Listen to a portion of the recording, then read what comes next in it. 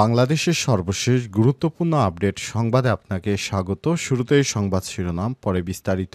প্রথমে জানাবো, সাদা পাথর ফেরত দিতে 3 দিনের আলটিমেটাম। সিলেটের ভোলাগঞ্জে সাদা পাথর থেকে সাদা পাথর লুটপাট হওয়ার পর আগামী মঙ্গলবার ২৬ আগস্ট সন্ধ্যার মধ্যে নিজ উদ্যোগে সেগুলো ফেরত দিতে জেলা প্রশাসক আলটিমেটাম দিয়েছেন। এ সময়ের মধ্যে কেউ যদি সাদা পাথর ফেরত না দেয়, পরবর্তীতে তার কাছে পাওয়া গেলে কঠোর আইনগত ব্যবস্থা গ্রহণ করা হবে।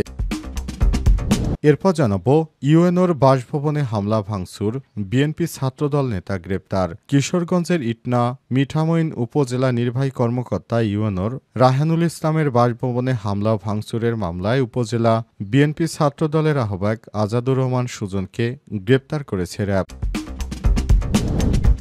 চাঁদাবাজ সন্ত্রাসীদের বিরুদ্ধে আরেকটি যুদ্ধ করতে হবে বললেন হেলাল উদ্দিন। বাংলাদেশ জামাত ইসলামের কেন্দ্রীয় কর্মপরিষদ সদস্য, ঢাকা মহানগর দক্ষিণে নায়েবে আমির ডাক্তার হেলাল উদ্দিন বলেছেন, চাঁদাবাজ সন্ত্রাসীদের বিরুদ্ধে আরেকটি যুদ্ধ করতে হবে। ৫ই আগস্ট পরবর্তী যারা আওয়ামী লীগের শূন্যস্থান পূরণ করে আওয়ামী লীগের ভূমিকায় চাঁদাবাজি ও সন্ত্রাসী, দখলদারি, লুটপাট, মানুষ হত্যা, পাথর দিয়ে মানুষ মারা মতো জঘন্য কর্মকাণ্ড চালাচ্ছে, তাদের বিরুদ্ধে আবার যুদ্ধের জন্য প্রস্তুত বাংলাদেশের জনতা।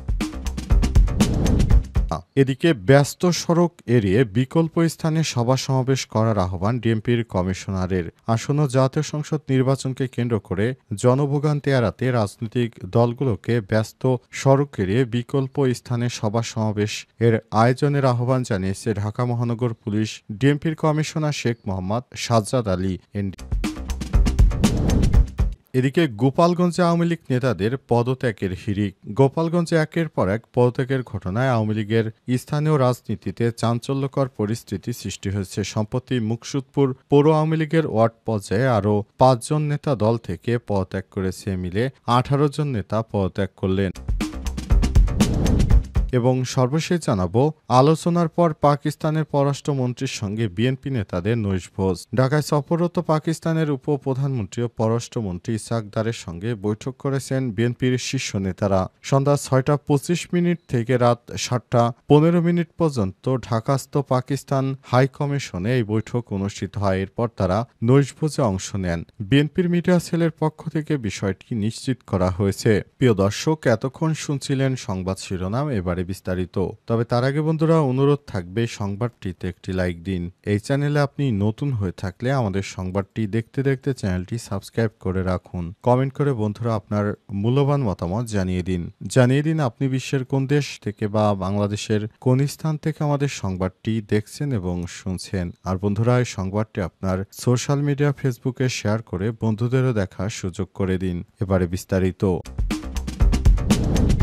ইউএনওর বাসভবনে হামলা ভাঙচুর, ছাত্রদল নেতা গ্রেপ্তার। কিশোরগঞ্জের ইটনা উপজেলা নির্বাহী কর্মকর্তা ইউএনও মোহাম্মদ রায়হানুল ইসলামের বাসভবনে হামলা ও ভাঙচুরের মামলায় উপজেলা ছাত্রদলের আহ্বায়ক আজাদুর রহমান সুজনকে গ্রেপ্তার করেছে র্যাব। অন্যদিকে শৃঙ্খলা ভঙ্গের অভিযোগে ছাত্রদল থেকে তাকে বহিষ্কার করা হয়েছে। শনিবার ২৩ আগস্ট বেলা ১১টার দিকে র্যাব ১৪ সিপিসি ২ এর অধিনায়ক মোহাম্মদ আশরাফুল কবির এক সংবাদ বিজ্ঞপ্তিতে এই তথ্য জানিয়েছেন। তিনি বলেন, গতরাত ১:৩০টার দিকে আমাদের একটি বিশেষ টিম সদর উপজেলার বনানীর মোড় এলাকা থেকে সুজনকে গ্রেপ্তার করে। এদিকে বেলা ১১টার দিকে ছাত্রদলের কেন্দ্রীয় কার্যালয়ে সুনির্দিষ্ট দলীয় শৃঙ্খলা ভঙ্গের অভিযোগে ছাত্রদলের কেন্দ্রীয় কমিটির সভাপতি রাকিবুল ইসলাম রাকিব ও সাধারণ সম্পাদক নাসির উদ্দিন নাসির স্বাক্ষরিত এক প্রেস বিজ্ঞপ্তিতে দলীয় সাংগঠনিক পদ থেকে আজাদুর রহমান সুজনকে বহিষ্কার করা হয়। ইটনা থানার ওসি মোহাম্মদ জাফর ইকবাল বলেন, আসামিকে কিশোরগঞ্জ আদালতের মাধ্যমে কারাগারে পাঠানো হয়েছে।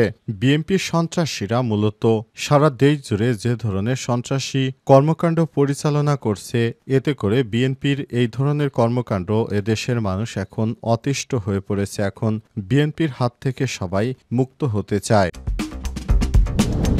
সাদা পাথর ফেরত দিতে ৩ দিনের আলটিমেটাম। সিলেটের ভোলাগঞ্জে সাদা পাথর থেকে লুট হওয়ার পর আগামী মঙ্গলবার ২৬ আগস্ট সন্ধ্যার মধ্যে নিজ উদ্যোগে পৌঁছে দেওয়ার নির্দেশ দিয়েছে জেলা প্রশাসন। আজ এ সময় পর থেকে আরও কারো কাছ থেকে সাদা পাথর পাওয়া গেলে তার বিরুদ্ধে কঠোর ব্যবস্থা নেওয়া হবে বলে জানিয়েছে জেলা প্রশাসক মোহাম্মদ সারোয়ার আলম। সারোয়ার আলম জানান, এখনও কোম্পানিগঞ্জ ও সিলেট সদর উপজেলায় কিছু পাথর অনেকেই লুকিয়ে রেখেছে। সব পাথর উদ্ধারে আজ এবং ২ 2 উপজেলায় স্থানীয় জনপ্রতিনিধি এবং ব্যবসায়ীদের সঙ্গে সভা করা হয়েছে। সভা শেষে 3টি সিদ্ধান্ত নেওয়া হয়েছে, যার মধ্যে রয়েছে আগামী মঙ্গলবারের মধ্যে যাদের কাছে এখনও সাদা পাথর রয়েছে তারা নিজ নিজ খরচে নিজ উদ্যোগে ভোলাগঞ্জ সাদা পাথর এলাকায় পৌঁছে দিবেন। যেহেতু জনপ্রতিনিধিরা সরকারের অংশ, তাই এই পাথর উদ্ধারে তাদেরও দায় রয়েছে। যার যার এলাকায় খোঁজ খবর নিয়ে সেই সাদা পাথর পৌঁছানোর বিষয়ে উদ্যোগ নিয়েছেন তারা। ইতিমধ্যেই 2 উপজেলায় মাইকিং করে বিষয়টি অবহিত করা হয়েছে। এই সময়ের পর যার যার কাছে পাথর পাওয়া যাবে তার বিরুদ্ধে কঠোর আইনি ব্যবস্থা নেওয়া হবে। এমনকি নির্ধারিত সময়ের পর যে এলাকায় অভিযান পরিচালনার পর সে এলাকায় পাথর পাওয়া যাবে জনপ্রতিনিধিদের বিরুদ্ধেও ব্যবস্থা গ্রহণ করা হবে এবং জেলা প্রশাসক সারোয়ার আলমের পক্ষ থেকে নিশ্চিত করা হয়। সেই সাথে তিনি বলেন, এই প্রক্রিয়ার মধ্যেই পাথর লুটের মূল হোতাদের আইনের আওতায় আনার কাজও চলছে।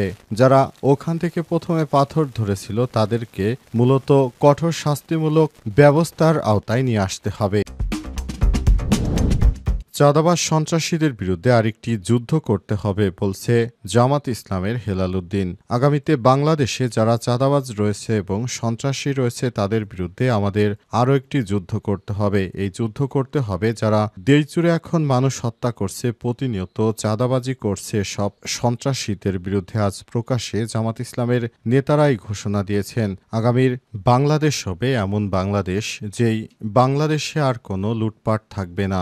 ডক্টর হেলাল উদ্দিন আরও বলেন, চাঁদাবাজ সন্ত্রাসীদের বিরুদ্ধে আরেকটি যুদ্ধ করতে হবে। 5ই আগস্ট পরবর্তী যারা আওয়ামী লীগের শূন্যস্থান পূরণ করে আওয়ামী লীগের ভূমিকায় চাঁদাবাজি, সন্ত্রাসী, দখল, লুটপাট, পাথর দিয়ে মানুষ হত্যার মতো ঘৃণ্য কর্মকাণ্ড চালিয়ে আসছে তারা জাতির দুশ্মন। বাংলাদেশ জামাত ইসলাম ঢাকা মহানগরী দক্ষিণের কার্যালয়ে অবস্থিত অডিটোরিয়ামে বাংলাদেশ শ্রমিক কল্যাণ ফেডারেশন মতিঝিল অঞ্চলের কর্মী সম্মেলনে প্রধান অতিথির বক্তব্যে তিনি এসব কথা বলেছেন। তিনি আরো বলেন, জুলাই গণঅভ্যুত্থানে শ্রমিকদের অবদান অনস্বীকার্য। যারা শ্রমিক ছিল তারা সবসময় নিরীহ মানুষের পাশে দাঁড়িয়েছে। শ্রমিকরা হচ্ছে আমাদের সবথেকে আপনজন। তারা শ্রম দেয় বলে এখনো বাংলাদেশটা টিকে আছে। এই শ্রমজীবী মানুষই বিদেশে গিয়ে যারা বাংলাদেশের অর্থনীতিকে হাল ধরেছে তাদের টাকাই বাংলাদেশের অর্থনীতি চলে। সুতরাং এখন যেভাবে বিএনপি চাঁদাবাজি করছে, বিএনপির এই কর্মকাণ্ড থেকে তাদের নেতাদের অবশ্যই বের হয়ে আসতে হবে। তা না হলে ভবিষ্যতে বাংলাদেশ বিনির্মাণে বিএনপির পতন অবিসম্ভবী। আওয়ামী লীগের মতোই এই পতন হয়ে যাবে বলেও মন্তব্য করেছেন।